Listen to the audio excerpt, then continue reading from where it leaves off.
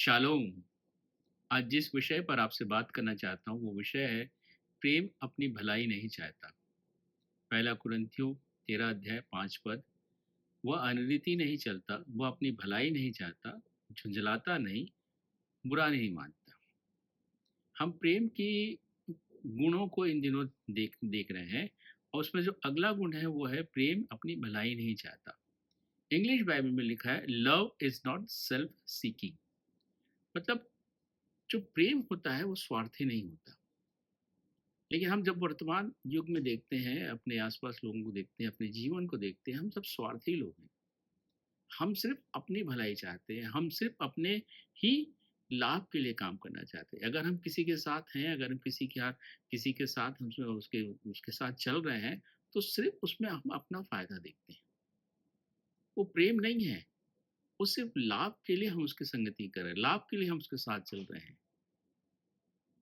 परंतु जहाँ प्रेम होगा, वहाँ पे हम अपनी भलाई नहीं चाहेंगे, हम दूसरों की भलाई चाहेंगे, हम दूसरों की चिंता करेंगे, हम दूसरों की केयर करेंगे।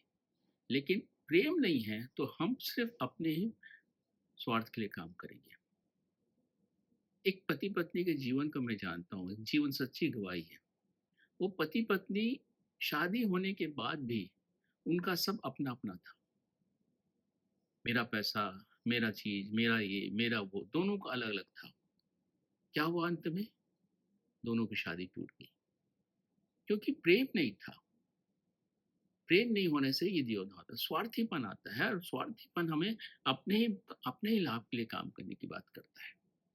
वो प्रेम नहीं होता। इसलिए पति पत्नी के बीच में प्रेम होना जरूरी है, ताकि हम दूसरों की भलाई के लिए सोचें, दूसरों की भलाई, पति पत्नी की भलाई के लिए काम करे, पति के भलाई के लिए काम करे।